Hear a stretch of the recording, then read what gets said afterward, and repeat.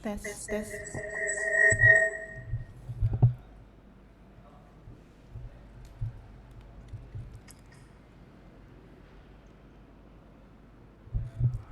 Bismillahirrahmanirrahim.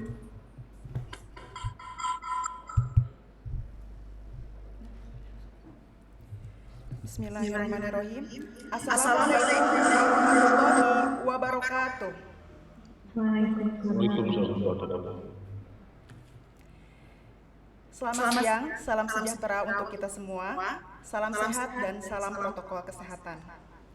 Pertama-tama, marilah kita panjatkan puji dan syukur kehadirat Allah Subhanahu wa taala yang telah memberikan kesempatan kepada kita semua untuk meluangkan waktu dalam webinar Monkeypox pada siang menjelang sore hari ini.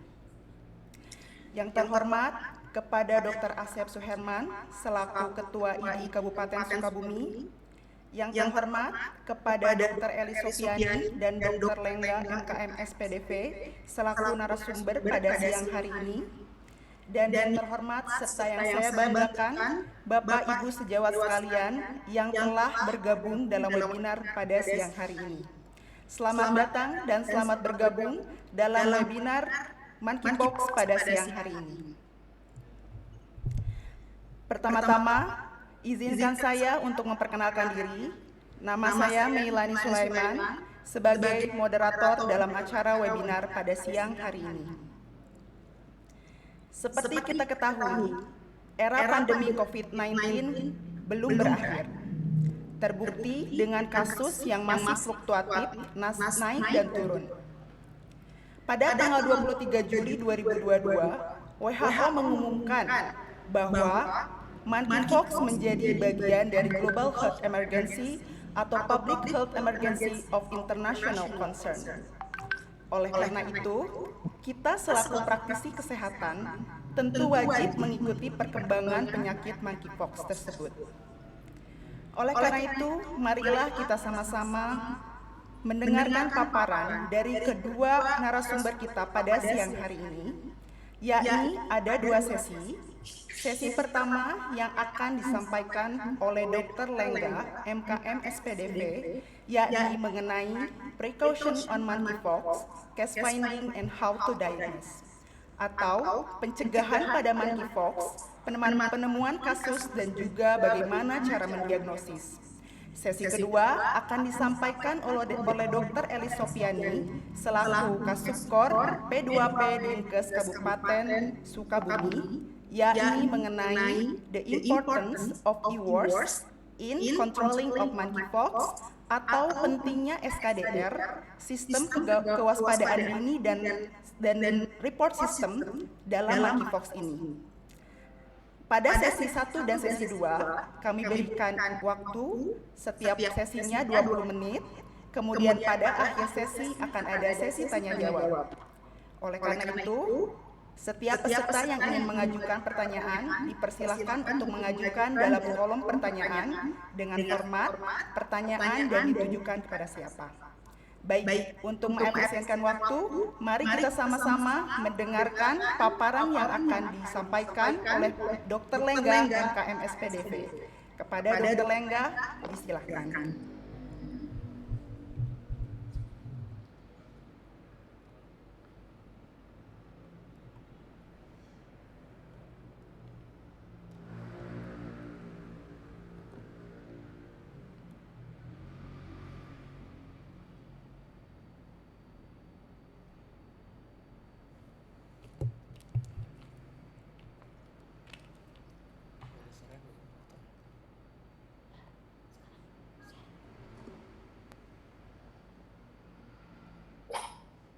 Baik, terima kasih atas kesempatannya. Assalamualaikum warahmatullahi wabarakatuh. Salam sejahtera untuk kita semua. Selamat siang para senior dan rekan sejawat dokter. Pada kesempatan kali ini, izinkan saya untuk sedikit sharing mengenai penyakit yang sedang terjadi outbreak di seluruh dunia, yaitu penyakit Monkeypox atau lebih dikenal dengan cacar monyet. Walaupun berdasarkan data nasional dari Kementerian Kesehatan, belum ditemukan laporan kasus cacar monyet ini di Indonesia, diharapkan kita sebagai tenaga kesehatan dapat mendeteksi dini dan melakukan tata laksana penyakit ini. Berikut adalah judul webinar kali ini, yaitu Precaution on Monkeypox, Case Finding and How to Diagnose. Sebagai pendahuluan, bahwa penyakit monkeypox merupakan penyakit infeksi zoonotik yang disebabkan karena virus monkeypox.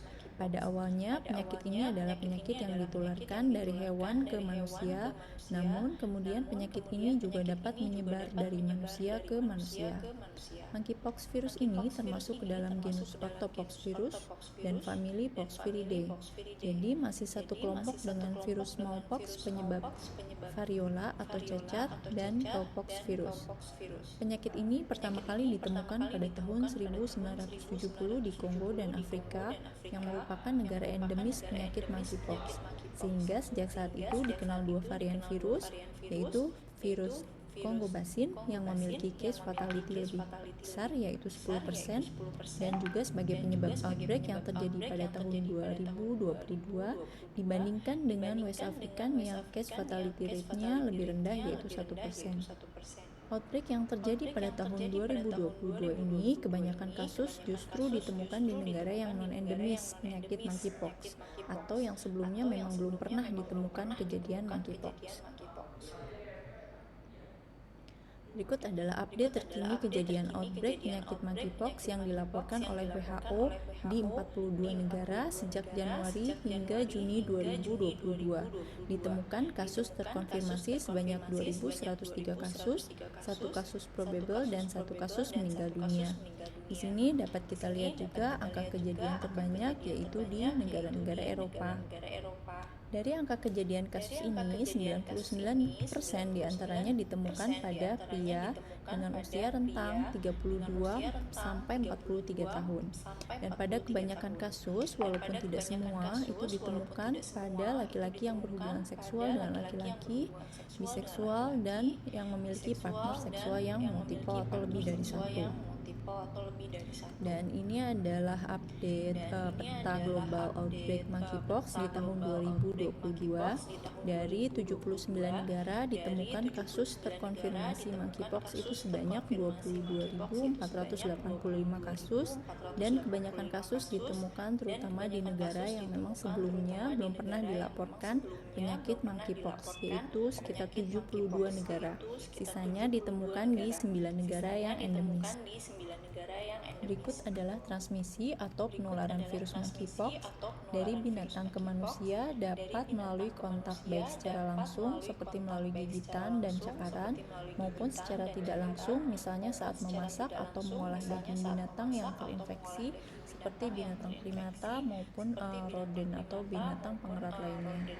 Selain itu juga penularan dari manusia ke manusia dapat melalui kontak secara langsung, dapat melalui droplet, kontak langsung dengan lesi dan membran mukosa, foam mites atau misalnya bahan-bahan linen seperti handuk, baju, spray, dan kontak erat dalam waktu lama termasuk hubungan seksual.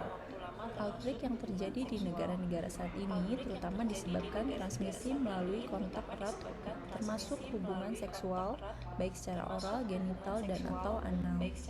Penularan secara intrauterin dari ibu ke janin pernah dilaporkan. Dari 4 kasus ibu hamil dengan monkeypox, 1 bayi lahir hidup, 2 abortus, dan 1 janin lahir mati dan ditandai dengan rash yang diffuse dan hasil tes virologi positif monkeypox. Berikut adalah tanda dan gejalanya. Penyakit monkeypox ini memiliki masa inkubasi sekitar 6-21 hari.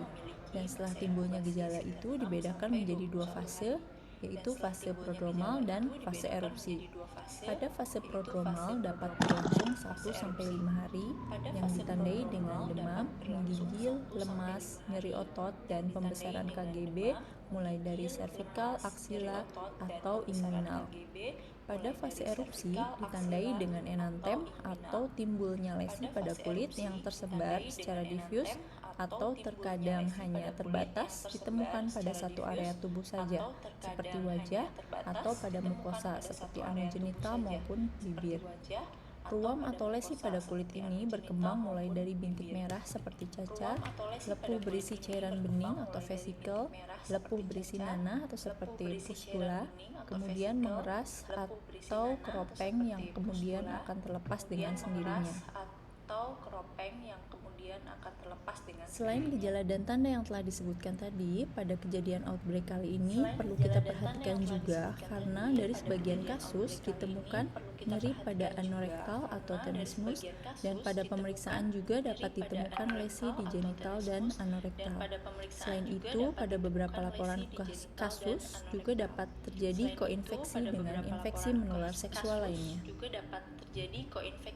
Berikut adalah gambaran rash atau lesi pada kulit pasien dengan monkeypox yang memperlihatkan perkembangan lesi yang berbeda-beda setiap harinya.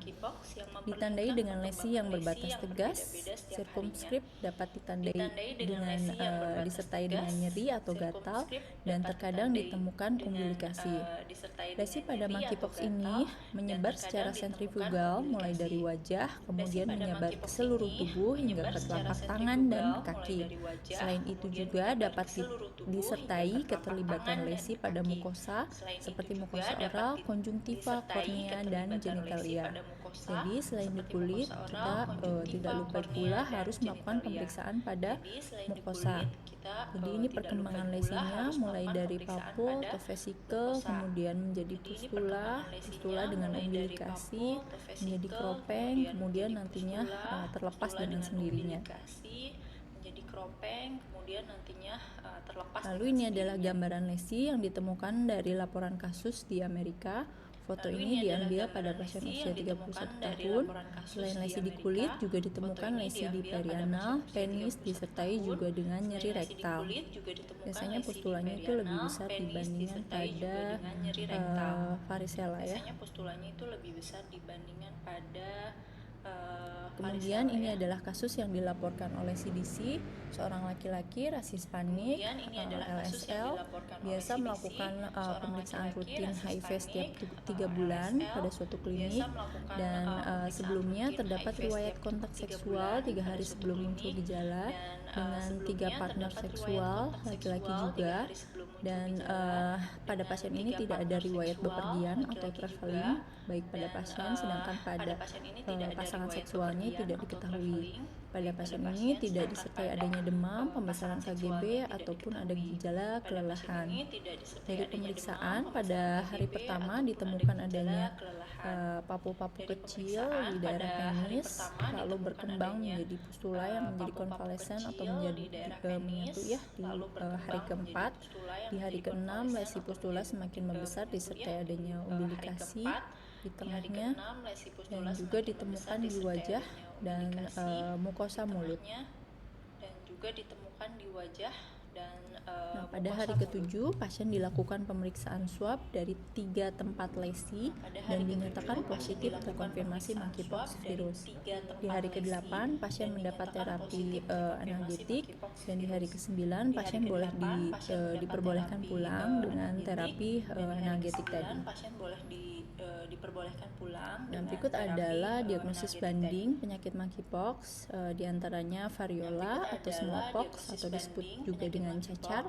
Lalu didiagnosis banding juga dengan varicella atau chickenpox atau disebut juga dengan cacar air.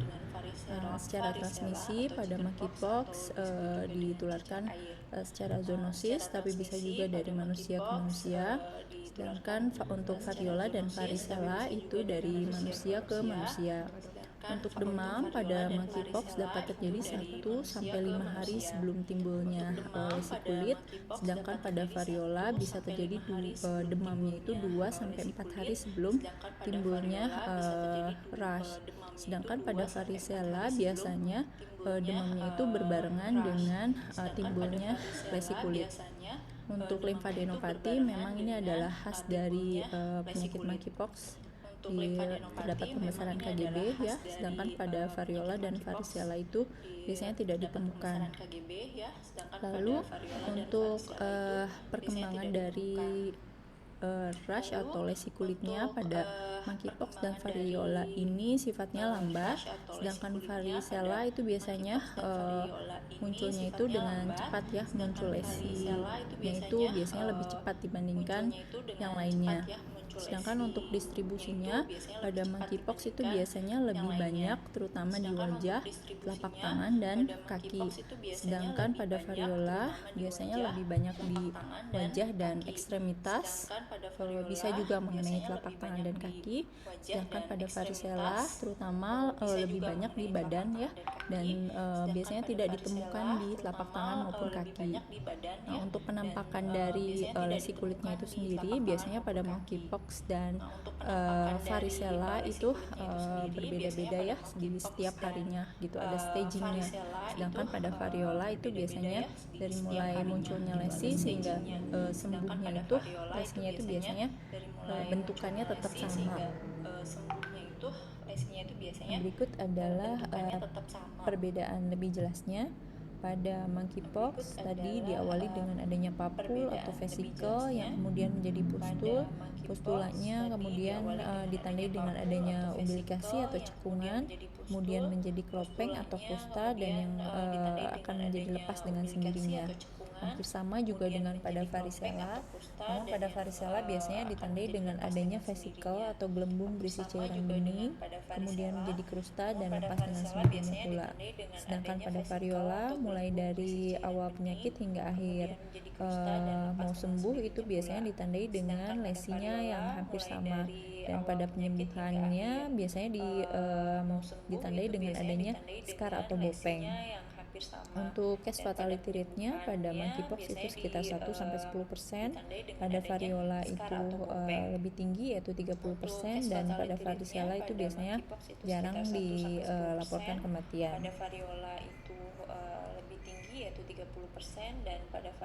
Pada pemeriksaan laboratorium dapat kita temukan adanya leukositosis, limfositosis, peningkatan enzim transaminase yaitu SGOT/SGPT, menurunnya blood urea nitrogen, hipoalbuminemia, dan trombositopenia.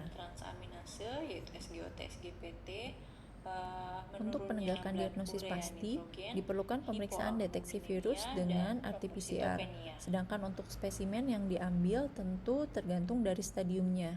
Pada stadium prodromal dapat dilakukan pengambilan spesimen dari swab tonsilat atau nasofaring dan juga diambil dari serum dan darah. Sedangkan pada fase erupsi, pengambilan spesimen tergantung dari lesinya. Apabila saat munculnya lesi makula atau papul, kita dapat lakukan juga pemeriksaan swab tonsilat, biopsi jaringan, dan pemeriksaan dari serum dan darah. Apabila saat muncul lesi vesikel atau pustula, kita bisa ambil dari cairan vesikel atau pustulanya tersebut, atau bisa juga lakukan biopsi jaringan dan juga pemeriksaan dari serum dan darah. Saat fase lesi krusta, kita ambil juga dari krusta tersebut dan juga pemeriksaan dari serum dan darah. Dan sedangkan pada rash-nya itu sendiri kita bisa ambil dari serum konvalesen. Nah, dari pemeriksaan untuk lesinya itu sendiri perlu dilakukan pengambilan dari beberapa tempat, yaitu minimal dari 3 tempat.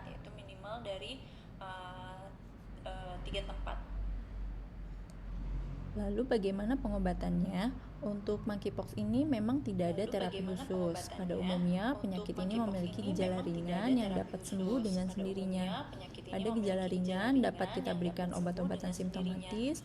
Jangan lupa untuk perhatikan juga nutrisi dan hidrasinya. Sedangkan pada kondisi tertentu dapat diperlukan pengobatan antivirus seperti tecovirimat, kemudian sidofovir dan brincidofovir. Ini adalah yang sudah di FDA approve, dan itu juga bisa diberikan vaksinnya imunoglobulin secara intravena. Berikut adalah kondisi pasien yang memerlukan terapi. Yang pertama adalah kelompok pasien yang memiliki risiko penyakitnya menjadi lebih berat atau dengan komplikasi, seperti pada kelompok anak-anak, wanita hamil, pasien dengan imunosupresi, Dan lalu pasien yang memiliki riwayat kelainan kulit kronis seperti dermatitis atopik atau kelainan seperti luka bakar yang memungkinkan terjadinya infeksi bakteri. Lalu yang kedua adalah kelompok dengan pasien dengan komplikasi seperti mual muntah, nyeri pada pembesaran KGB servikal yang menyebabkan nyeri menelan, intake yang kurang, nyeri pada mata, gangguan visus, hepatomegali, sepsis, dehidrasi, respiratory distress atau pneumonia, dan penurunan kesadaran. Yang ketiga, apabila nilai labnya abnormal, dan kemudian kita bisa juga lihat atau nilai dengan skin lesion severity score. Dikatakan ringan jika lesi yang ditemukan kurang dari 25, moderate itu lesinya 25 sampai 99 lesi, severe atau berat itu ditemukan 100 sampai 250 lesi, dan sangat berat jika lebih dari 250 lesi. Untuk pencegahan dengan vaksinasi, tentu saja pemberian vaksin akan lebih efektif bila sebelum terpapar penyakit. Telah dikenal 2 jenis vaksin yang sudah di-approve oleh Amerika maupun Eropa, yaitu Infamun atau Invanex. Sayangnya di Indonesia memang belum ada vaksin tersebut, dan vaksin tersebut sebetulnya adalah vaksin untuk penyakit smallpox. Tetapi vaksin ini juga ternyata memberikan perlindungan sekitar 85% terhadap penyakit monkeypox. Nah, untuk standar precaution, tentu saja yang pertama tidak lupa hand hygiene dengan selalu melakukan 5 langkah cuci tangan, respiratory hygiene dengan menggunakan masker dan etiket batuk yang juga tidak lupa harus diperhatikan, kemudian isolasi pada pasien yang terpapar penyakit, alat pelindung diri, teknik aseptik, safe injection, dan pencegahan luka terhadap benda tajam, desinfeksi, penanganan linen atau tadi fomites ya, bahan-bahan atau barang-barang yang sudah dipakai pasien misalnya, dan dekontaminasi, dan manajemen limbah medis. Untuk prognosis penyakit monkeypox ini tentu saja tergantung dari berbagai faktor, diantaranya status vaksinasi, status kesehatan, dan juga riwayat penyakit sebelumnya atau komorbidnya. Demikian presentasi dari saya, sekian dan terima kasih.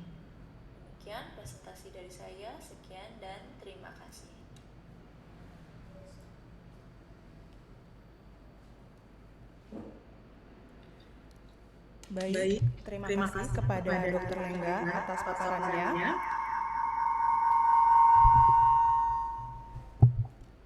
Selanjutnya, kita masuk kepada sesi kedua, yakni pemaparan yang akan disampaikan oleh Dr. Eli Supiani. Kepada Dr. Eli Supiani, silakan.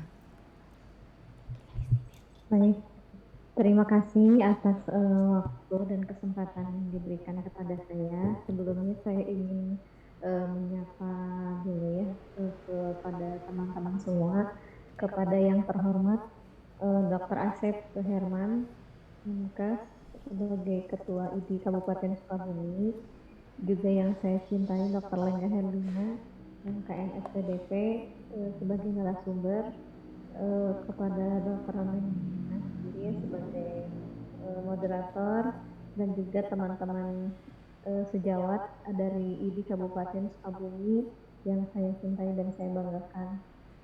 Assalamualaikum warahmatullahi wabarakatuh. Izinkan saya menyampaikan salam dari Ibu Kepala Dinas Kesehatan, Ibu PLT Kepala Dinas Kesehatan Kabupaten Sukabumi, Dr. Rika Mutiara, dan juga Bapak Kabid UPK, Bapak Haji Maskur Alawi, yang ya pada hari ini saya mewakili beliau gitu ya untuk menyampaikan terkait pentingnya SKDR dalam pencegahan dan penanggulangan monkeypox. Kepada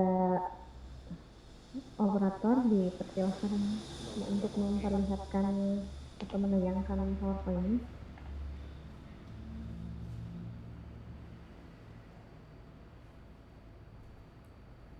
Ya, ini sesuai permintaan panitia bahwa tema yang saya bawakan hari ini adalah the importance of early warning alerts and response system in controlling monkeypox outbreak, atau pentingnya sistem kewaspadaan dini dan respons untuk pengendalian KLB monkeypox. Ya, lanjut. Izinkan saya memperkenalkan diri. Saya Dr. Elsofiani, Kepala Subkor P2P di Dinas Kesehatan Kabupaten Sukabumi. Nah, terkait monkeypox ini, boleh lanjut. Ini adalah yang menjadi dasar hukum terkait surveillance atau SKDR ya, untuk penyakit menular. Banyak sekali gitu peraturan pemerintah yang sudah ada di Indonesia dari tahun dulu ya, yang namanya penyakit menular itu memang sudah ada dan sudah ada regulasinya dari dulu. Di antaranya adalah Undang-Undang Nomor 4 tahun 1984. Sudah pada lahir belum ya? Mungkin ada yang belum lahir ya di tahun sekian. Kemudian juga yang umumnya Undang-Undang tentang Kesehatan Nomor 36 tahun 2009. Di sana juga dicantumkan perlunya menetapkan jenis penyakit menular tertentu yang dapat menimbulkan wabah serta upaya penanggulangannya. Dan juga peraturan yang lain tentang penyelenggaraan sistem surveillance epidemiologi pada penyakit menular maupun tidak menular tadi. Ya, lanjut saja. Ini mah tidak usah dihafalkan, tapi itu bukti bahwa regulasinya sudah sejak dahulu dan penyakit menular itu memang ada sejak dahulu. Tentang wabah itu sendiri atau kejadian luar biasa ya, atau bahasa Inggris outbreak itu seperti serupa tapi tak sama, yaitu itu juga sebetulnya ya. Ini saya ambil definisi dari Permenkes gitu. Sebuah penyakit dinyatakan sebagai wabah atau terjadi kejadian luar biasa apabila dia menyerang masyarakat dan jumlah penderitanya meningkat secara nyata. Jadi poin yang pertama itu adalah peningkatan jumlah penderita yang dulunya tidak ada menjadi ada, gitu ya, seperti halnya tadi kan kalau difteri itu satu kasus saja itu sudah dinyatakan KLB gitu atau wabah. Atau misalnya jumlah penderitanya dari yang biasanya hanya sedikit saja kemudian jadi banyak berlipat-lipat, itu lebih 2 kali lipat dari dalam kurun waktu tertentu, serta itu sesuai ya lazimnya pada waktu dan daerah tertentu gitu. Jadi tiap wilayah kan punya pola penyakit masing-masing ya. Apabila misalkan itu melebihi dari lazimnya atau dari biasanya, maka itu bisa dinyatakan sebagai wabah KLB dan dapat menimbulkan malapetaka. Malapetaka ini bisa banyak hal gitu yang dinyatakan malapetaka itu, yang jelas menimbulkan kecemasan gitu di masyarakat tersebut.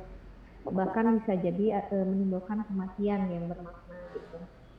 Ini ya definisi dari outbreak atau KLB sendiri. Ya, lanjut. Nah, e-watch atau sistem kewaspadaan dini dan respon ini adalah sebuah tools ya, sebetulnya sebuah sistem yang jadi modalitas di bidang kesehatan. Dengan adanya SKDR ini kita dapat memantau perkembangan tren sebuah penyakit yang menular berpotensial KLB dari waktu ke waktu dan memberikan sinyal peringatan kepada pengelola program apabila kasus tersebut melebihi nilai ambang batasnya sehingga mendorong program untuk melakukan respons. Fungsi dari surveillance sendiri kan sebetulnya untuk mengumpulkan, kemudian mengolah, menganalisis, serta melakukan interpretasi data gitu ya, sehingga data tersebut dapat menjadi informasi yang berharga, dapat disebarkan kepada unit-unit yang terkait, dan itu menjadi dasar untuk diambilnya tindakan bagi pencegahan dan pengendalian penyakit tersebut gitu. Jadi dengan adanya SKDR ini dalam surveillance kesehatan itu diharapkan dapat mendeteksi secara dini kemungkinan terjadinya KLB gitu. Bahkan diharapkan dapat dicegah jangan sampai terjadi KLB. Ya, itu salah satu manfaat dari SKDR. Lanjut. Dari dasar-dasar tadi yang disebutkan di slide awal, di sini saya simpulkan ada 25 penyakit menular yang berpotensi menjadi wabah. Di sini ada 25 penyakit yang kurang lebih, dan lanjutkan boleh. Yang monkeypox itu adanya di klaster penyakit yang tidak lazim. Mohon diklik itunya apa slide-nya. Ya, monkeypox itu tidak termasuk ke dalam 25, tidak ada kategori khusus gitu ya monkeypox, tapi dia masuk di klaster penyakit yang tidak lazim. Boleh dilanjutkan. Nah, ini salah satu tampilan ya di halaman tadi ya, website SKDR atau IWOS tadi. Jadi di sini ada yang namanya alert atau peringatan dini ketika di lapangan banyak terjadi kejadian sebuah penyakit yang menular. Kemudian di sini akan muncul alert. Di sini yang dapat kita lihat itu adalah kejadian angka diare di Puskesmas Ciracap. Bisa dilihat pada minggu ke-30 ini, sekarang kita di minggu 30, ada peningkatan kasus ya yang sangat signifikan. Sebanyak 253 kasus, ini contoh ya, contoh Bapak Ibu. Kemudian juga di Puskesmas Jangkar itu sampai 74 kasus. Di sini kalau misalkan dia ada peningkatan kasus secara yang signifikan, maka bisa ya alertnya akan muncul gitu. Nah, nanti tugas kami di Dinas Kesehatan adalah melakukan verifikasi ini teh betul 253 gitu. Kita akan cross check ke lapangan atau ke petugas surveillance dulu biasanya. Ke petugas surveillance ini betul apakah ada kejadian seperti ya kemudian kronologisnya seperti apa gitu ya, penyebabnya seperti apa, dilakukan penyelidikan epidemiologi. Dan ini ya emang betul bahwa di Ciracas terjadi KLB keracunan pangan nih terhadap 253 orang, dan banyak yang sampai dirawat dan dirujuk ke rumah sakit Jampang gitu. Jadi ini nanti kita verifikasi betul atau tidaknya, karena banyak hal ya, karena ini sebuah sistem yang online sifatnya gitu ya. Jadi bisa misalkan khawatirnya salah kode gitu, salah memasukkan kode gitu, apakah itu betul kodenya misalkan, kemudian jumlahnya gitu, itu nanti kita konfirmasi dan verifikasi kepada petugas surveillance. Sebetulnya dari awal juga saya bilang ini adalah salah satu tools atau modalitas untuk membantu sistem kesehatan gitu. Di luar ini pun sebetulnya kan sudah berjalan yang namanya komunikasi ya, koordinasi ya, sehingga bisa memverifikasi dan mengklarifikasi gitu. Karena ini kan butuh diinput ya ke dalam sebuah sistem. Jadi dari awal memang sudah ada info ya dari dokter puskesmasnya, dari petugas surveillance-nya, dan kemudian kalau misalkan diinput ke dalam IWOS atau SKDR ini bisa dilihat sampai pusat gitu. Jadi orang pusat pun akan mengkonfirmasi ke kita, ini dokter Elis betul nggak ini ada KLB nih gitu, ada diare di anu, kita konfirmasi betul Pak, misalkan ada yang namanya pusat krisis nih di Kemenkes. Jadi kita mengkonfirmasi betul, sehingga misalkan sudah sejauh mana, sudah tertangani atau belum gitu, apakah yaitu nanti diobservasi, dilakukan pemantauan sampai 7 kali 24 jam. Apabila, dan kita bertahap ya, apabila misalkan puskesmas setempat kewalahan, maka modalitas apa lagi nih yang kita bisa mobilisasi ke sana gitu. Dan Kemenkes pun nanti tidak akan tinggal diam ketika kasusnya kita melambaikan tangan minta bantuan, seperti itu ya Bapak Ibu. Ya, lanjut. Nah, terkait monkeypox ini juga kan ini kasus yang baru yang mudah-mudahan sampai saat ini tidak ada di kita, tidak ada di Indonesia gitu. Tapi apakah akan menjadi pandemi atau tidak? Sengaja saya memakai tema seperti ini kan kesannya high tech ya, keluar angkasa gitu, robot-robot. Tapi ya inilah faktanya, kita masih bergulat dengan penyakit menular yang apa ya, sepertinya banyak sekali gitu PR kita, padahal mungkin kita sebagai ya orang zaman now gitu di generasi milenial ini harus sudah berpikir jauh, tapi tetap aja yang namanya penyakit ya monkeypox kan juga ada, bukan sekarang-sekarang saja, dari dulu gitu. Kenapa baru sekarang menjadi pandemiknya, atau bukan pandemik ya, kejadian kesehatan yang meresahkan masyarakat dunia gitu. Ini sebetulnya sebuah ironi. Ya, lanjut aja. Ini timeline-nya tadi sudah dijelaskan juga oleh Dr. Lenda, yang sebetulnya monkeypox sudah ada dari dulu, kemudian awalnya ini dari perjalanan orang Inggris ya ke Nigeria atau Afrika Barat, di mana di sana ada merupakan daerah endemis, artinya memang sudah ada dari dulu, sudah biasa di sana ada yang namanya monkeypox. Kemudian tanggal sekian dia pulang, tanggal sekian dia mulai bergejala dan dikonfirmasi, kemudian menyebarlah di Eropa Barat ke Amerika dan seterusnya sampai saat ini ya sudah lebih dari 20.000 orang yang terkonfirmasi sebagai penderita monkeypox gitu, dan sudah menyebabkan kematian pada 8 orang, sehingga dunia WHO menetapkan sebagai public health emergency international concern gitu ya. Jadi kejadian kesehatan yang meresahkan masyarakat dunia, KKMMD ya kalau dalam bahasa Indonesia. Seperti itu. Lanjutkan. Nah, yang harus kita lakukan adalah tiga pilar ini cukup gitu ya. Seperti halnya COVID kan atau pandemi yang lainnya, tiga pilar ini tidak berubah gitu ya. Treat and quarantine, kalau COVID kan dengan 3T, testing, tracing, dan treatment gitu ya. Nah, kita juga yang harus dilakukan sebagai insan kesehatan ataupun sebagai masyarakat dunia, lakukan treat and quarantine, kenali dan tegakkan diagnosis gitu ya. Tadi kan sudah dibahas tentang tanda dan gejalanya, kemudian cara menegakkan diagnosisnya. Ketika diketahui ya obati dan lakukan isolasi bagi yang sakit. Karena kalau virus itu identik dengan self limiting disease ya, begitu. Kemudian lakukan tracing untuk memutus mata rantai, salah satunya selain tadi ya, kenali, obati, dan isolasi.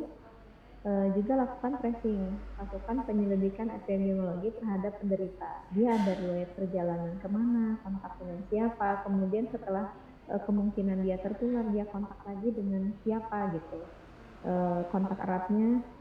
Jadi selain pada penderita juga lakukan tracing pada kontak eratnya, untuk kemudian dilaporkan hasil penyelidikan epidemiologi tersebut. Lakukan juga observasi harian baik terhadap pasien maupun terhadap kontak eratnya. Nah, ini tentunya ini adalah upaya-upaya untuk memutus mata rantai dari penularan penyakit menular apapun gitu, tidak hanya monkeypox, ini berlaku umum. Boleh dilanjutkan. Nah, ini tagline yang selalu berlaku dari zaman dahulu ya. Prevention is better than cure. Saya yakin sejawat semua di sini sepakat bahwa hal ini akan berlaku sampai kapanpun. Pencegahan lebih baik daripada mengobati ya, termasuk dalam masalah monkeypox. Apa saja yang bisa kita lakukan? Boleh dilanjut. Ini tentunya sudah familiar untuk semua yang namanya protokol kesehatan. Ini tidak hanya mencegah dari monkeypox, tapi mencegah penyakit menular lainnya. Tidak bosan-bosan ya, saya ingatkan untuk memakai masker, mencuci tangan dengan sabun dan air mengalir, kemudian menjaga jarak, menghindari kerumunan, dan mengurangi mobilitas terutama ke daerah endemis yang atau yang sudah dinyatakan di situ terjadi penularan gitu. Dan karena ini zoonosis dari awalnya, hindari kontak dengan hewan liar.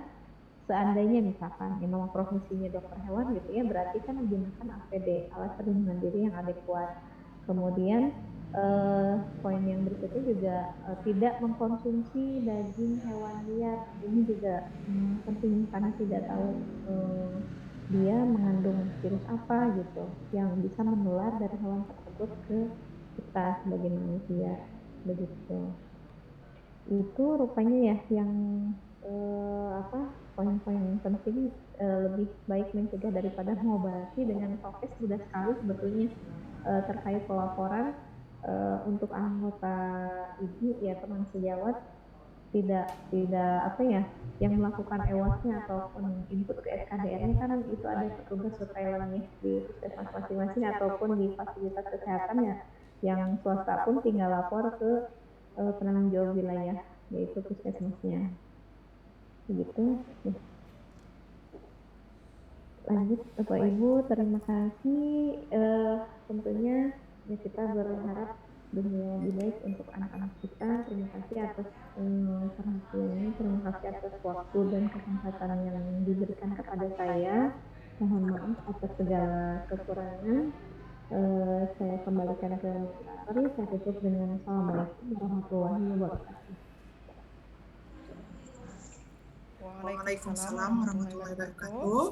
Ya, itu tadi pemaparan dari kedua pendidik kita bahwa e-wars atau SKDR sangat penting tentunya dalam mengendalikan penyakit dalam pengumuman monkeypox. Dan juga tadi sudah dijelaskan secara gamblang oleh Dr. Lengga mengenai monkeypox itu sendiri, secara klinisnya dan bagaimana cara mendiagnosisnya. Baik, kita masuk saja pada sesi selanjutnya, yaitu sesi tanya jawab. Jika ada peserta yang ingin mengajukan pertanyaannya, dipersilahkan untuk mengajukan pertanyaan dalam kolom chat dengan format pertanyaan dan ditujukan pada siapa. Sudah ada? Jika belum ada, mungkin sambil menunggu pertanyaan-pertanyaan dari peserta, dari saya sendiri mungkin ya dok ya, boleh Dokter Lengga?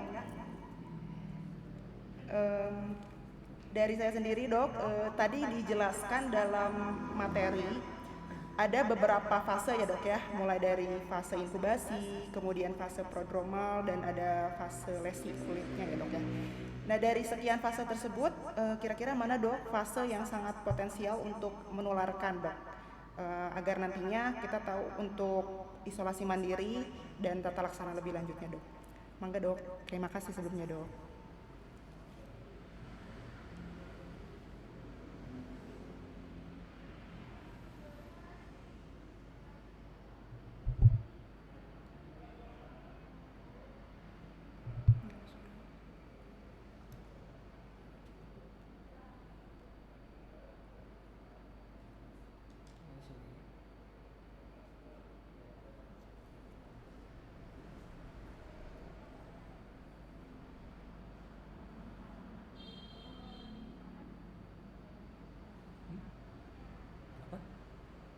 Masuk kak? Enggak ya? Belum masuk ya? Belum masuk suaranya. Belum masuk dok suaranya. Coba dikasih tahu lagi. Dari sini suaranya. Belum masuk dok suaranya.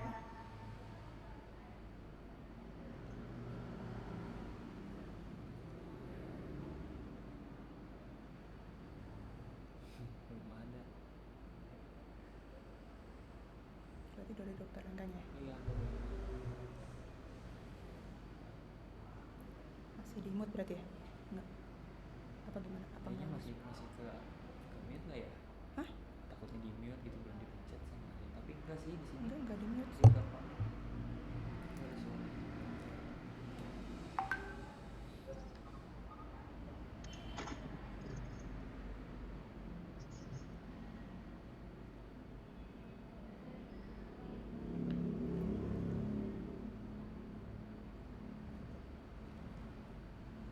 Baik, sebelum sambil menunggu Dokter Lengga untuk secara teknis ada gangguan, mungkin saya juga ingin menanyakan kepada Dokter Elis ya, sambil menunggu juga mungkin ada pertanyaan dari peserta, mangga jika ada yang ingin bertanya untuk mengajukan pertanyaan dalam kolom chat. Kepada Dokter Elis, mungkin tadi disebutkan belum ada ya dok ya, angka atau penyakit monkeypox di Indonesia sendiri ya dok ya. Berarti apa saja sih dok kira-kira persiapan terutama untuk dokter-dokter atau tenaga kesehatan seperti saya di fase pertama dok untuk agar monkeypox ini bisa dikendalikan atau tidak terjadi gitu dok, tidak ada kasusnya. Terima kasih dok. Baik, terima kasih pertanyaannya. Untuk kita sebagai dokter gitu ya di fasilitas kesehatan, yang pertama hari ini ya sudah kita kerjakan, kita membekali diri dengan ilmu untuk bisa mengenali menegakkan diagnosis ini monkeypox bukan ya, apa bedanya monkeypox dengan cacar air atau cacar-cacar lainnya gitu ya. Ini salah satu langkah yang biasa diselenggarakan oleh IDI, difasilitasi oleh IDI supaya kita mengenal gitu. Tak kenal maka tak sayang, ini mah jangan disayang ya. Ya ini salah satu langkah untuk mengenali apa itu monkeypox. Kita bekali dengan pengetahuan, kemudian jangan sampai dokter sendiri salah diagnosis ya. Misalnya ya overdiagnosis itu kan tadi sudah dijelaskan sama Dr. Lengga apa perbedaannya. Jangan sampai overdiagnosis, monkeypox bener nih ada gitu, bener nggak sih ini diagnosisnya monkeypox gitu. Nah makanya tadi ya di SKDR-nya pun itu ada verifikasi. Jadi ketika alert muncul itu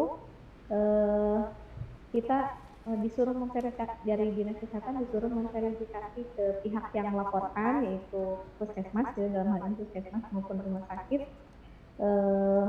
ini apakah betul gitu ya, atau karena pernah ada kasus sebelumnya itu pertusis muncul, itu kan langsung dari kita maupun dari pusat gitu, dari Kemenkes. Pertusis kelihatan ketika ada satu kejadian itu KLB ya, itu wah pertusis nih serius gitu kan, kita tanya kan langsung ke petugas surveillannya atau ke dokter puskesmasnya, terus katanya oh maaf salah kode. Jangan sampai seperti itu gitu ya, jangan sampai salah coding. Kemudian ya selanjutnya ketika ya mudah-mudahan tidak ada ya di Indonesia, karena ini penyebarannya awal karena terjadi mobilisasi gitu ya, masyarakat manusia ke satu negara ke negara lain, dan itu tidak bisa dicegah tentunya gitu ya. Bagi yang ingin traveling healing gitu, ya diusahakan jangan ke daerah endemis lah gitu ya. Seandainya misalkan ada tugas harus ke daerah endemis pun ya berarti tadi lindungi diri kita dengan alat perlindungan diri yang adekuat gitu, supaya ya perjalanannya memang aman. Ini salah satu bentuk kewaspadaan kesehatan gitu ya, termasuk pada yang mobilisasi dalam jumlah besar, misalkan seperti haji, itu juga ada prosedurnya.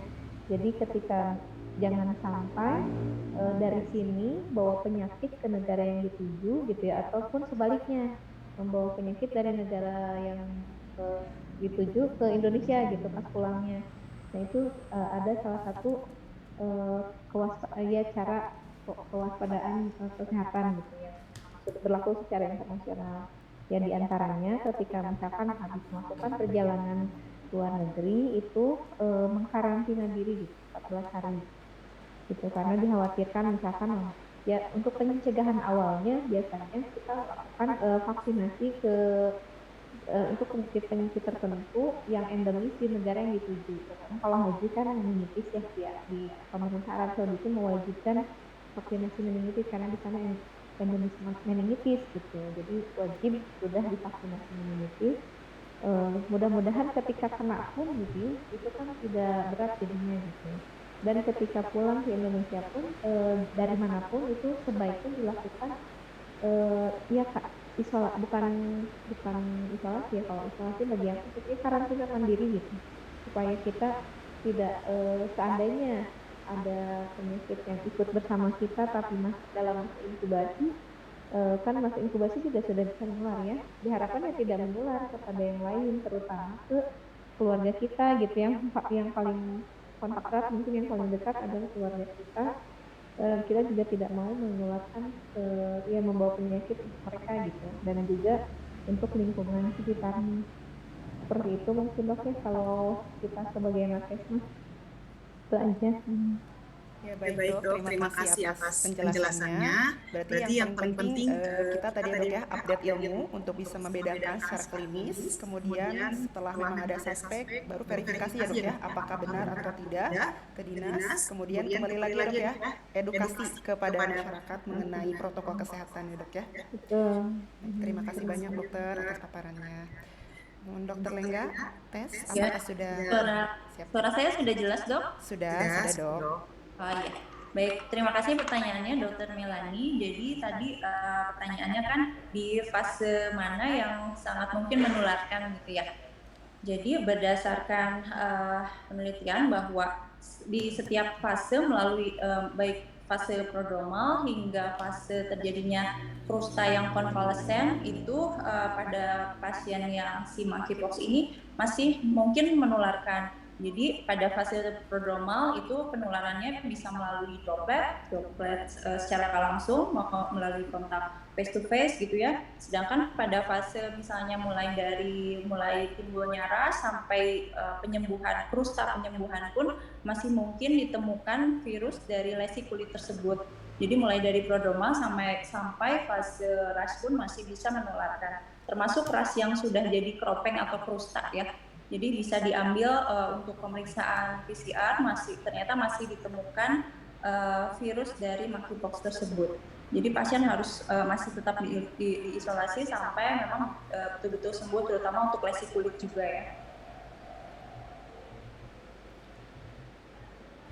Begitu Dokter Melani. Baik, siap. Terima kasih dokter atas pemaparannya. Sangat jelas sekali dok. Baik, di sini sudah masuk juga pertanyaan dari Ketua IDI kita, Dokter Asep. Untuk format EWS, berarti ini untuk Dokter Elis ya dok ya. Untuk format EWS-nya, apakah ada format khusus dari Dinkes dok? Mangga.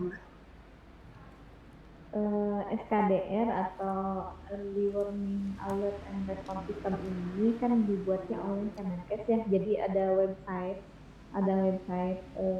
SKDR. Kemudian nanti yang memiliki akun itu adalah Kemenkes yang memang sudah terdaftar gitu ya. Jadi ada pendaftaran. Misalkan kalau semua puskesmas itu yakin memiliki akun, jadi nanti login dengan username dan password masing-masing.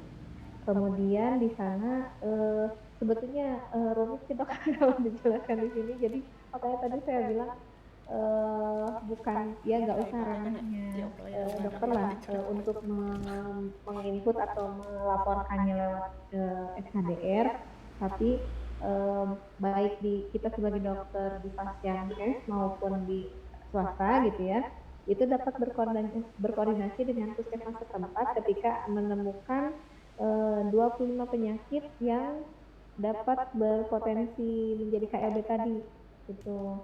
Jadi ya kalau misalkan laporan dari dokter praktek swasta ataupun dari dokter polinya itu kan bisa, kalau dokter poli kan mudah ya dari kode diagnosis gitu ya, nanti dilihat diinput oleh petugas surveillance. Nah kalau dari dokter praktek swasta atau klinik swasta itu bisa berupa laporan bulanan ya, kan ada format LB yang diisi dan dilaporkan idealnya sih setiap bulan oleh paskes swasta ke puskesmas tempat dia berada gitu. Waktu saya praktek sebagai dokter praktek swasta masih kabujangnya ngalebetan meskipun ini untuk kabujang dokter arah praktek oke. Jadi di LB tersebut dicantumkan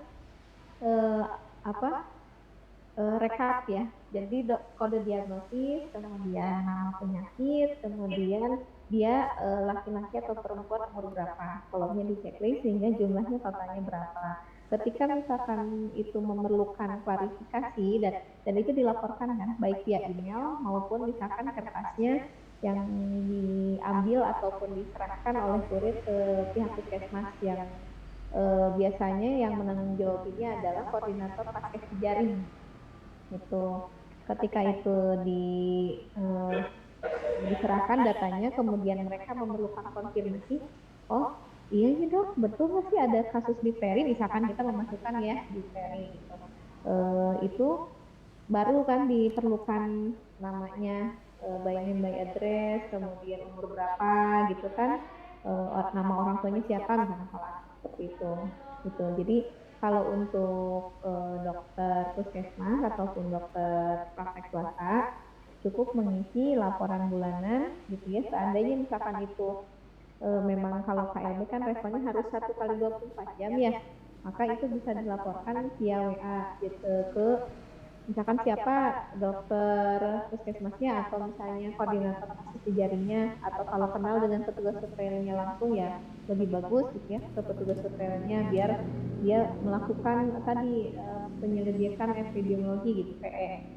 Betul nggak sih misalkan ini gitu, kemudian sama pihak puskesmas dikunjungi, diklarifikasi dan dilaporkan ini sesuai atau tidak, atau misalkan oh iya betul, maka dia akan laporkan ke dinas kesehatan begitu dokter Asya. Ya, baik. Terima kasih kepada Dr. Resofiani atas jawabannya. Ini baik sudah ada pertanyaan-pertanyaan yang masuk dari Dr. Pamela. Ada 2 pertanyaan, ini Dr. Pamela. Yang pertama untuk Dr. Lengga, izin mau bertanya, indikasi untuk rujukan ke dokter spesialis kulit itu kondisi yang seperti apa dok? Mengingat monkeypox ini sebagian besar self-limiting disease dan di pasien pertama kita tidak mempunyai antivirus seperti Cidofovir dan Tecoviricat. Dan untuk Dr. Resofiani, apakah di Indonesia sudah memiliki vaksin Vanex seperti Eropa dok? Baik dok, mangga. Untuk Dr. Lengga dulu berarti. Ya, baik, terima kasih pertanyaannya Dr. Pamela. Jadi untuk sistem rujukan ini memang di Kementerian Kesehatan pun untuk tim ini tuh memang tidak hanya dokter kulit saja ya. Jadi membuat suatu tim satgas itu mulai dari penyakit dalam, kulit, anak, termasuk dokter mikrobiologi dan patologi klinik. Jadi seperti yang tadi saya paparkan, untuk yang gejalanya ringan saja, pasien bisa diisolasi di rumah kalau misalnya memungkinkan. Tapi kalau misalnya ada tadi yang di kotak tadi yang saya tampilkan yang memiliki ke arah kelompok-kelompok yang memiliki kemungkinan terjadinya komplikasi atau penyakit menjadi lebih berat, misalnya seperti pada kelompok anak-anak, ibu hamil, atau yang punya imunosupresi, atau misalnya yang mempunyai penyakit-penyakit komorbid, sebaiknya dilakukan rujukan. Atau misalnya pasien tidak ada penyakit-penyakit penyerta atau termasuk kelompok dewasa pada umumnya, namun ditemukan misalnya tadi berdasarkan severity score dari jumlah lesi misalnya termasuk ke arah yang berat, juga bisa lakukan rujukan juga. Namun untuk sistem rujukannya itu memang bisa ke arah mana gitu ya, yang lebih memungkinkan. Misalnya untuk anak ya kita bisa lakukan rujukan ke spesialis anak. Nah untuk misalnya untuk dewasa misalnya ada komplikasi misalnya ke arah sepsis dan lain-lain, bisa lakukan misalnya ke arah IPD. Tentu saja nanti di rumah sakit kita memiliki tim atau kolaborasi dengan dokter-dokter yang lainnya gitu, nggak hanya penyakit dalam aja, mungkin nanti biasanya penyakit dalam konsul juga ke kulit misalnya, seperti itu dok. Nah untuk tadi pertanyaan mengenai obat ya, nah obat untuk antivirusnya itu sendiri memang masih terbatas ya, keberadaannya. Nah, mungkin nanti termasuk Tecovirimat itu juga agak sulit mungkin ditemukan, dan Amerika itu sendiri juga memang mereka menyediakan atau sengaja membeli produk untuk stok kan di mereka banyak banget kasusnya gitu ya. Jadi untuk obat-obatan mereka juga sebetulnya masih sangat terbatas, apalagi di kita sebetulnya, termasuk si vaksinnya itu sendiri. Baik dok. Selanjutnya untuk pertanyaan kedua untuk Dr. Elis. Apakah di Indonesia sudah memiliki vaksin Impanex seperti di Eropa? Terima kasih. Baik, barusan sudah terjawab ya oleh Dokter Lengga bahwa di kita belum ada sebetulnya vaksinnya, obatnya pun terbatas, dan semoga kasusnya pun tidak ada. Itu aja sih Dok. Mudah-mudahan memang tidak ada sehingga tidak sejujurnya kalau dari sisi saya pribadi gitu ya, mudah-mudahan tidak menambah beban nakes untuk seandainya misalkan kasusnya merebak jadi pandemi itu ujung-ujungnya memang solusinya vaksinasi gitu. Sudah kebayang, sekarang juga sudah dilakukan di Inggris dan Amerika. Nah, mudah-mudahan tidak ya di Indonesia. Jadi tidak perlu ada anggaran negara yang keluar banyak dan tenaga nakes juga tidak disibukkan dengan penyakit yang baru. Mudah-mudahan sih ini harapan saya ya. Sekian Dok. Ya, baik Dok, terima kasih atas jawaban-jawabannya. Masih ditunggu, mungkin masih ada pertanyaan. Apabila tidak ada, mungkin kembali lagi Dok. Mungkin saya ingin bertanya lagi kepada Dokter Lengga Dok. Ya, mangga Dok. Tadi disebutkan bisa menular juga ya Dok ke ibu hamil. Nah, apakah dampaknya Dok kepada janin Dok kalau misalnya terkena ibu hamil? Karena kan kalau untuk rubella ke janin itu sangat berdampak buruk ya Dok ya. Nah, bagaimana dengan monkeypox ini apabila ibu hamil yang terkena? Ya, baik Dok, untuk kasus ibu hamil yang penularannya melalui janin memang masih dalam banyak penelitian ya, dalam penelitian gitu. Nah, untuk kasus yang tadi saya sebutkan juga kemungkinan ke arah lahir mati ataupun abortus juga masih memungkinkan Dok untuk efek dari komplikasi penularan virus monkeypox ini dari ibu ke janin. Jadi kemungkinannya ke arah itu tadi yang saya sebutkan, ada satu kasus lahir hidup dan dua kasusnya abortus, satunya lahir mati dengan lesi yang difus yang dari hasil pemeriksaan lesinya itu tersebut juga ditemukan virus monkeypox. Jadi kemungkinan ke arah abortus atau lahir mati gitu. Tapi kalau untuk misalnya kecacatan pada bayi seperti itu belum terbukti ya, belum ada penelitiannya gitu, dan laporannya pun belum ada gitu. Baik, berarti belum ada laporannya ya Dok ya. Terima kasih Dok. Mungkin ini alhamdulillah banyak yang antusias untuk mengajukan pertanyaan, namun karena durasi waktu juga, ini akan dibatasi satu lagi ya dari Dr. Desi Ariyanti. Untuk pertolongan pertama, apakah bisa dengan antivirus di puskesmas Dok, seperti asiklovir dan obat simptomatik lainnya? Mungkin untuk Dr. Lengga ya. Mangga Dok. Ya baik, untuk pertolongan pertama tentu saja tadi ini ya secara simptomatis terlebih dahulu, mulai dari kemudian juga perhatikan nutrisinya, kemudian cairannya juga, kemudian juga untuk antivirus itu sendiri memang nggak harus langsung cepat-cepat diberikan ya. Dan untuk asiklovir sebetulnya tidak efektif untuk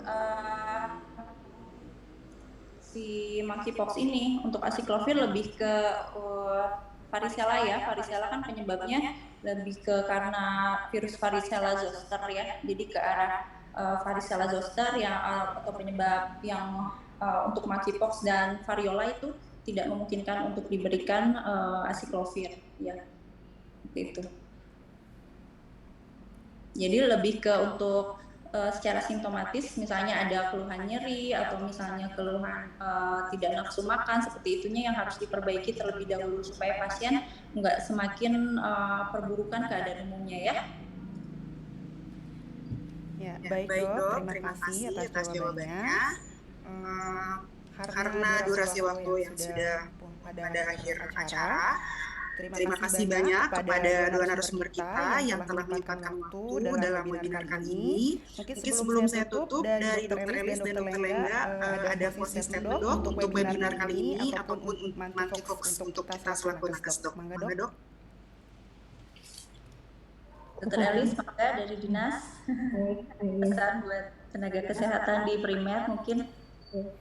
Terima kasih atas kesempatannya. Untuk teman-teman sejawat ya di Pasienkes primer yang jelas tadi kan kalau secara ilmu sudah ya pelaporan juga insya Allah jadi Yang saya harapkan adalah teman-teman sebagai ujung tombak gitu ya, yang akan menemukan, mudah-mudahan tidak, tapi yang akan menemukan kasus pertama kali itu tolong diedukasi pasiennya gitu ya, bahwa untuk memutus mata rantai penularan itu harus mengkarantina diri gitu. Jadi jangan sampai dia menularkan sehingga terjadi outbreak atau KLB gitu ya, apalagi yang mendunia. Itu akan pertama kali kontak dengan teman-teman di Pasienkes, suara atau nasihat teman-teman itu pasti didengar oleh pasien gitu ya, pasti didengar oleh pasien. Dan yang pastinya karena ini juga tergantung imun masing-masing gitu, jadi edukasinya juga tentang selain terkait karantina diri gitu ya, protokol kesehatan, juga bagaimana cara meningkatkan imun seandainya ada. Dan tentunya kita juga mudah-mudahan sebagai nakes semua tetap bisa menjaga imun, tetap sehat dan semangat apapun yang akan terjadi ke depannya. Demikian saja dari saya. Terima kasih. Baik, Dokter Lengga, apakah ada dok atau cukup? Ya baik, kalau dari saya sih lebih ke untuk penemuan kasusnya ya. Jadi memang ini penyakitnya tuh mirip-mirip gitu, mirip dengan varicella, mirip dengan misalnya ya penyakit atau impetigo seperti biasa gitu ya, atau infeksi kulit seperti biasa gitu. Nah, untuk dari anamnesa, jangan lupa selalu kita tanyakan selain tadi yang ada demam atau misalnya lemas dan lain-lain, jangan lupa juga tanyakan apakah pasiennya itu seksual aktif atau tidak ya. Terus sebaiknya kalau misalnya ditanyakan juga jangan ragu-ragu kita menanyakan pasangan seksualnya. Kalau sekarang kan lebih mengarahnya ke LGBT gitu ya. Jadi jangan ragu, kita lakukan kita berikan pertanyaan seperti itu juga. Apakah pasangannya itu laki-laki atau perempuan gitu. Walaupun misalnya yang tampaknya normal-normal aja mungkin bisa misalnya pasangannya sejenis atau multiple seperti itu ya. Dari anamnesa itu kemudian juga selain dari lesinya juga kita harus tanyakan dan juga harus kita lihat gitu. Apakah ada kelainan misalnya di kelamin atau di anus. Kadang kan pasien juga malu ya seperti itu. Jadi harus digali sampai ke arah sana. Nah, selain tadi anamnesa juga selain hubungan seksual seperti itu juga kita harus tanyakan ada riwayat bepergian kemana misalnya ya, traveling kemana gitu, itu jangan lupa harus ditanyakan juga. Nah, tadi untuk secara klinisnya kita harus lihat lesi kulitnya semuanya, mulai dari wajah sampai ke kelaminnya pun harus dilihat sebetulnya. Takutnya memang ada koinfeksi dengan penyakit IMS yang lain, atau mungkin memang ada lesi monkeypox yang di kelamin seperti yang tadi kasus yang saya paparkan tadi. Itu aja dok. Baik dok, terima kasih atas closing statement-nya. Pada akhirnya kita semua yang akan menjadi ujung tombak ya dok ya, ujung tombak. Siapa lagi kalau bukan kita yang peduli tentang kesehatan itu ya. Baik, karena kita sudah ada di penghujung acara, terima kasih kepada narasumber kita yang telah menyempatkan waktu dalam webinar kali ini. Dan terima kasih juga untuk semua peserta yang telah bergabung dalam webinar Monkeypox pada hari ini. Kami segenap panitia mohon maaf apabila ada hal-hal yang kurang berkenan. Ada sedikit pantun dari saya. Sebelum ditutup, si Odet lagi gunting pita, si Ulpah lagi ngayuh sepedanya. Yuk update terus ilmu kita dan sampai jumpa pada webinar ini selanjutnya. Wabillahi taufiq wal hidayah. Wassalamualaikum warahmatullahi wabarakatuh. Waalaikumsalam warahmatullahi wabarakatuh. Izin lift ya, sudah selesai ya. Kak, ini sudah selesai ya, boleh izin lift? Mangga dok, mangga. Ya, terima kasih. Terima kasih semuanya. Ya, untuk salam kenal juga ya Dokter Melani. Iya, sama-sama. Sebagai moderator kali ini luar biasa. Makasih Dokter Lengga, makasih untuk sama-sama. semuanya. Ini Pak Ketu minta foto. Oh iya, belum berfoto ya? Oh, Atau sudah mungkin sama panitia? Oh, mau foto dulu ya, mangga. Boleh dibuka kameranya yang belum berfoto, yang mau berfoto bergabung. Mangga dibuka kameranya. Ya, ini slide itu dulu ya. 1, 2, 3. Ya, slide selanjutnya. 1, 2, 3. 1, 2, 3. Lagi ya. Udah semua. Oh, belum. Ini belum buka. Oh, belum. Ada yang belum kebuka, mangga.